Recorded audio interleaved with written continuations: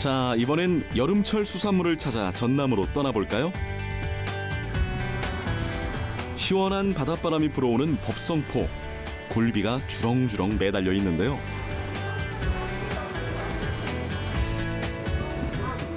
이색적인 풍경이 방문객들의 시선을 사로잡습니다. 굴비는 4월에 어획한 조기를 소금에 절여 말린 것인데요. 대량으로 잡히는 조기를 보관하기 위해 처음 시작되었습니다. 하지만 오늘 소개해드릴 여름철 수산물은 그냥 굴비가 아닌 보리굴비. 보리굴비는 조기를 보리 속에 넣어 말려 붙은 이름인데요. 비린내가 적어 인기가 많습니다. 여름철 밥도둑, 보리굴비를 맛있게 요리해볼까요? 보리가 수확될 때쯤에 보리 속에 박아놓고 여름에 입맛 없을 때 시원한 보리차밥에다가 또는 녹차밥에다가 말아서 조기를 쪄서 살을 뜯어가지고 그 밥 위에 얹어서 먹잖아요. 근데 저희는 여름에 그렇게 많이 먹었었던 기억이 있고, 오늘 보리굴비는 일단 한번 찐 거예요. 뼈를 다 발라내고요. 그 찐 보리굴비를 제 식으로 다시 한번 풀어봤는데 여기 볏짚을 올려서 볏짚에다 한번 구워낼 거예요.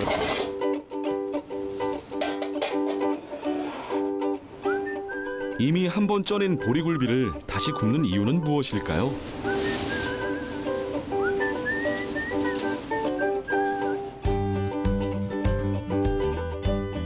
이렇게 볏짚으로 익히면 껍질 부분이, 그 껍질하고 비늘 부분이 바삭바삭하게 익혀져요. 그래서 안에는 물론 약간 쫀득쫀득한 보리굴비의 식감이 있지만 겉에서는 갓 구운 그런 생선의 느낌이 있어서 훨씬 더 감칠맛이 높게 올라옵니다.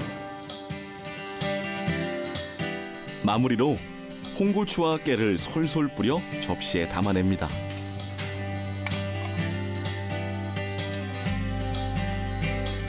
네, 보리굴비 완성입니다.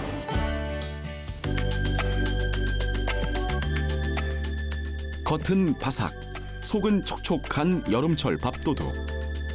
노릇노릇 잘 구워진 보리굴비가 군침을 돌게 하는데요.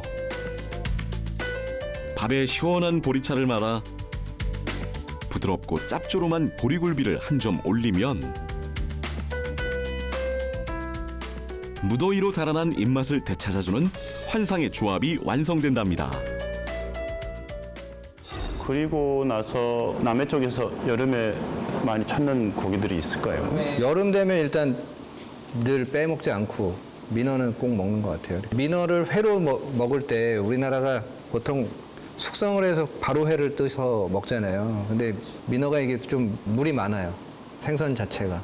그래서 살짝 그 맛술 같은 거 쓰셔도 되고, 정종 같은 거랑 소금이랑 설탕 조금 해서 살 쪽에다 뿌려놓으면 물이 좀 빠지거든요. 그걸 다시 이제 얼음물에다 살짝 헹궈서 물기를 뺀 다음에 썰어 드시면 식감이 조금 더 찰지고 좋아지거든요. 그래서 그냥 바로 회를 썰어서 드시는 것도 있지만 화로 상태였을 때는 살짝 그렇게 한번 절여서 드셔보시는 것도 그 민어 식감이 굉장히 좋아집니다. 민어를 말려서 하는 건정 많이 합니다. 예전부터 전라도 지방에서는 어떤 생선이든 살짝 반건조해서 그렇게 많이 구워 드시기도 하고 특히 많이 쪄 드시더라고요. 네. 고흥인가 갔더니 바지락을 새조개처럼 수수에다 걸어서 말려놓은 게 있는데 요만큼씩 잘라가지고 물에 살짝 헹궈서 찜통에 쪄가지고 양념장 살짝 뿌려서 드시거든요. 그 정도 바지락 사이즈가 되려면은 여름에 물바지락 크게 나올 때 있잖아요. 그 정도 사이즈 나와야 말려도 드실만 하거든요. 그러니까 여름에 여수에 가면은 물바지락도 많이 나오잖아요. 그때 이제 물바지락 살 입에 이게 뚜껑 딱 열렸을 때 바로 드셔야 돼요. 그러면 이게 거의 뭐 방울토마토 하나 씹는 정도의 육즙이 팍팍 터지거든요, 입에서. 물바지락은 뭐 어디 그 된장찌개나 뭐 탕 끓일 때 서브로 들어가는 애들이 아니라 바지락 자체만 볶아 먹어도 엄청 맛있어요. 바지락 볶음을 많이 해 먹는 편이기는 한데 프랑스에서도 많이 해요, 바지락 요리는. 네, 뭐 이태리에서도 많이 하긴 하고 스페인에서도 하지만 약간 그 스파이시한 약간 매콤한 고추도 넣는 분들도 계시고 토마토도 넣고 해서 그 아무것도 안 나요. 양파 조금 다져서 넣고 파슬리 조금 다져서 넣은 다음에 바지락 넣고 화이트 와인 살짝 조금 두른 다음에 그 증기로 뚜껑을 덮으면 찌듯이 바지락이 다 입을 열거든요. 그러면서 육즙이 확 쏟아져요. 그럼 그 육즙만 가지고 거기에 양념을 해가지고 다시 바지락에 섞어주면 그 육수가 어디 도망가지 않고 다시 바지락 안으로 다 들어가는 거죠. 전 세계가 바지락을 좋아하는 것 같아요. 진짜 잘 먹어요. 다양한 요리법으로. 여름철을 대표하는 또 다른 수산물. 여름바다의 숨은 보석이라 불리는 전갱이입니다. 전갱이는 감칠맛이 뛰어나고 생선 특유의 냄새가 거의 없는데요. 특히 여름 전갱이는 참치와도 견줄 만한 육질과 감칠맛으로 여름바다의 별미로 꼽힌답니다. 전갱이 요리법은 참 다양한데요. 가장 대표적인 요리법은 조림입니다. 칼칼한 전갱이 조림은 제주 지역에서 많이 먹습니다. 요즘 여름철에 각재기랑 메리 되게 철이거든요. 그래서 요즘 각재기 조림 찾으시는 분들이 좀 많이 늘었고요. 밥 반찬으로도 먹고 술안주로도 그만이랍니다. 생각보다 비릴 줄 알았는데 안 비리고 맛있어요. 굉장히 쫄깃쫄깃해요. 이번엔 부산식으로 전갱이를 요리해 볼까요? 예전에는 전갱이를 구워 먹는 생선으로만 알았기 때문에 사실은 전갱이가 살아있을 때는 회로 해서 먹으면 엄청 맛있습니다. 전갱이는 껍질째 회를 떠서 먹으면 맛을 더 풍부하게 느낄 수 있답니다.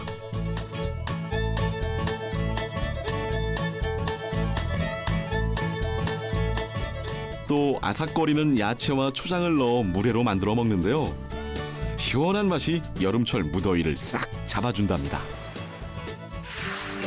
일본에선 전갱이를 국민 생선이라 부를 정도로 인기가 많은데요.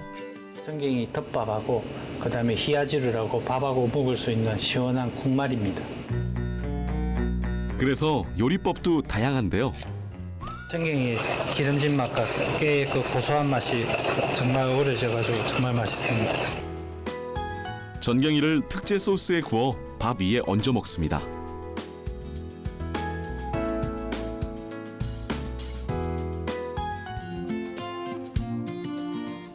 다음은 일본의 향토 음식인 히야지루를 만들어 보는데요. 우선 깨끗하게 손질한 전갱이를 훈연한 후 숯불 위에 한 번 더 구워냅니다.